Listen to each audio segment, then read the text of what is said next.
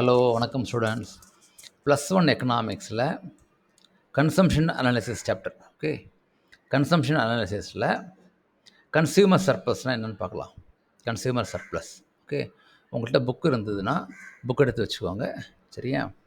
சரி, இப்போ நான் சொல்லும்போது 2 பாயிண்ட்ஸ், அதாவது அதனுடைய கான்செப்ட் என்ன, ஓகே, அப்புறம் என்ன மாதிரி எம்சிக்யூ வரலாம்னு சொல்லிட்டு, ஓகேயா? சரி, the concept of consumer surplus was originally introduced.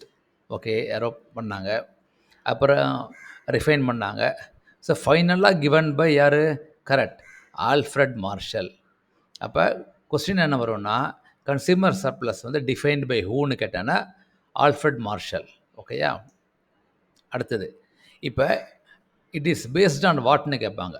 அதாவது கான்செப்ட் பேஸ்ட் ஆன் இப்போ டிமாண்டா, சப்ளையா, இல்லாட்டி இன்கம் அப்படின்னு கேட்பாங்க. அப்படி கேட்கும்போது the concept is based on law of diminishing marginal utility.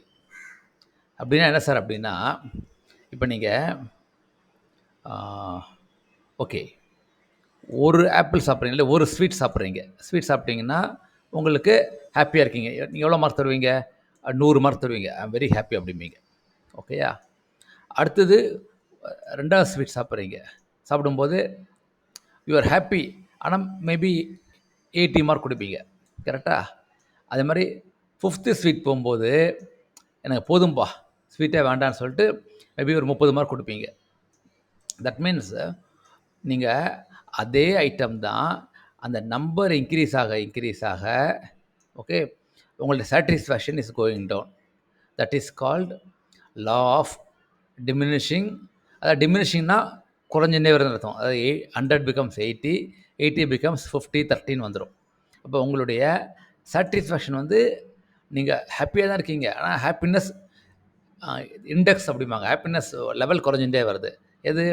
அதே ஐட்டமை, சேம் ஐட்டம், ஓகே, சேம் ஐட்டமாக கன்சியூம் பண்ணும்போது இது கன்சம்ஷன். ஓகே, ஸோ இதுதான் law of diminishing marginal utility. ஓகேயா? சரி, இப்போ ஸோ இந்த consumer surplus is based on this law. So இப்போ 2 கொஸ்டின் வரும். யார் டிஃபைன் பண்ணாங்க? Alfred Marshall. ஓகே, அப்புறம் it is based on law of diminishing utility. சரி, இப்போ அது மீனிங் என்ன பார்க்கலாமா? இப்போ சரி, இது நான் இதில் போகிறதுக்கு முன்னாடி சின்ன எக்ஸாம்பிளை கொடுத்துட்றேன். ஏற்கனவே இப்போ தான் ஒரு வீடியோ ஒன்று போட்டேன் யூடியூப்பில். இப்போ நீங்கள் ஒரு ஊருக்கு போகிறீங்க, ஓகேயா? அங்கே போயிட்டு 3 days ஸ்டே பண்ணுறீங்க. இன்றைக்கி தான் 3rd day. ஓகே, நாளைக்கு நீங்கள் திரும்ப ஊருக்கு வந்துடுவீங்க. You will be back home, ஹெச்னு போட்டுறேன். ஓகேயா? உங்களுக்கு இன்றைக்கி அது 3rd day அன்றைக்கி உங்களுக்கு ஃப்ரூட்ஸ் சாப்பிடணும் போல் இருக்குது. சரி, கடையில் போய்ட்டு ஆப்பிள் கேட்குறீங்க. ஓகேயா? அவங்க என்ன பண்ணுறாங்க?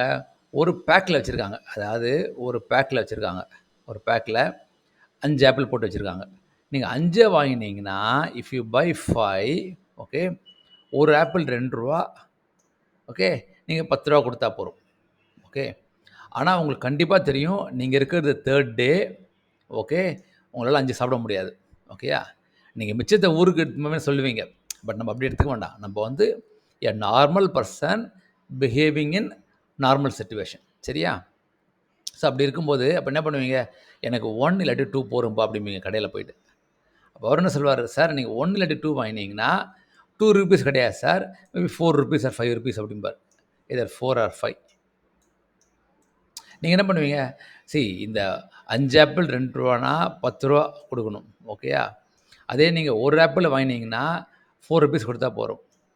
அப்போ உங்களை பொறுத்த வரைக்கும் I am better to pay 4 rupees than 10 rupees. Correct?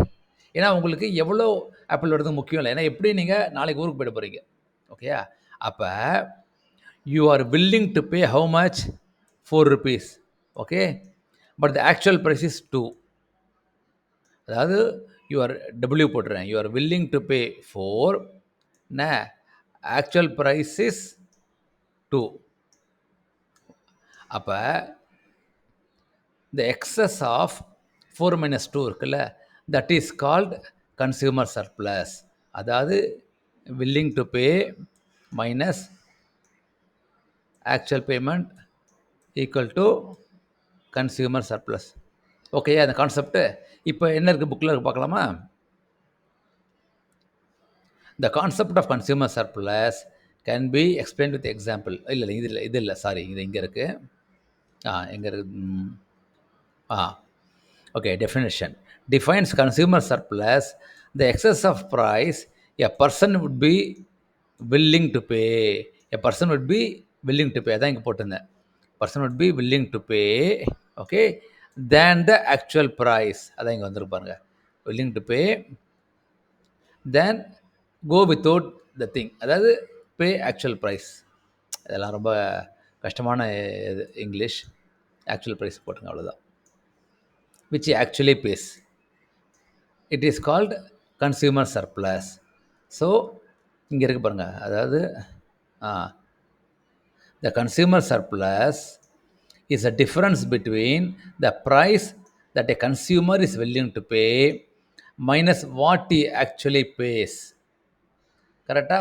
சரி சரி, இது எப்படி சார் இன்னும் கொஞ்சம் புரிஞ்சுக்கலாம் அப்படின்னா, இப்போ நீங்கள் வந்து ஃபஸ்ட்டு கஸ்டமர் க்யூவில் நிற்கிறீங்க, அடுத்த கஸ்டமர் இருக்கார் க்யூவில், ஓகே. அவர் வந்து இல்லை அதே ஊரில் ஸ்டே பண்ணுறாரு. அவர் என்ன பண்ணுறாரு, 5 ஆப்பிள் வாங்கி போயிடுறாரு. ஏன்னா அவருக்கு வீடு பக்கத்துலேயே இருக்குது, ஃபேமிலியே இருக்குது, அவர் சாப்பிட்ருவார் எல்லாத்தையும். அப்போ அவர் he is paying only 2. So அப்போ நீங்கள் பார்த்தீங்கன்னு வச்சுக்கோங்க, the consumer surplus is the difference between the price that a consumer is willing to pay. இது யார்?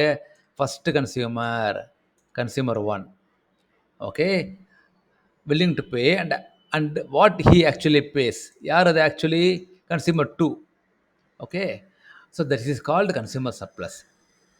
ஸோ consumer surplus வந்து the difference between the price that a consumer is willing to pay minus what he actually pays. ஓகேயா? சரி, இதுக்கு தான் இந்த table கொடுத்துருக்க example. இந்த டேபிளோட எக்ஸாம்பிள் தான் மீனிங் சொல்லிட்டேன் இப்போ நான்.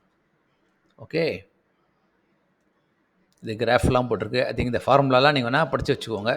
Consumer surplus equal to total utility price into units of commodity அப்படின்னு போட்டிருக்கு. Total utility into actual price into units of commodity. அதாவது இது எங்கே இருக்குது? டோட்டல் யூட்டிலிட்டிங்கிறது 10, சரி 20 மைனஸ், ஓகே ஓகே, இங்கே எக்ஸாம்பிள் பார்க்கலாம். NC is willing to pay 20 for apples, okay, but he actually pays 10. Correct, ஏன்னா 2 ஆப்பிள் தான் வாங்கியிருக்காரு. அதாவது அவர் வந்து இங்கே இருக்கு, இங்கே கன்சியூமர் சர்ப்ளஸ், ஒரு apple வாங்கினானா willing to pay 6 rupees, okay. So consumer is willing to pay rupees 6. Hence he is willing to pay potential price 20 for apples.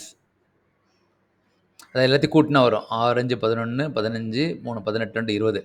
அதாவது somebody is willing to pay 20 for apples, okay, but the actual price is only 10. Okay, அது ஏன்னா நம்மள மாதிரி ஒரு 4 பேர் போயிட்டு எல்லாரும் 6 rupees 5 rupees payment பண்ணிங்கன்னா, okay, versus compare to another local, ஊரில் இருக்கவர் அவர் 10 rupees தான் பேமெண்ட் பண்ணுறார். So that is called consumer surplus. Okay, இதில் வேறு என்ன இருக்குது பாயிண்ட் இதில்? ஓகே, எவ்வளோதான் மேட்ரு. ஓகே, பரவாயில்லையே, குட்.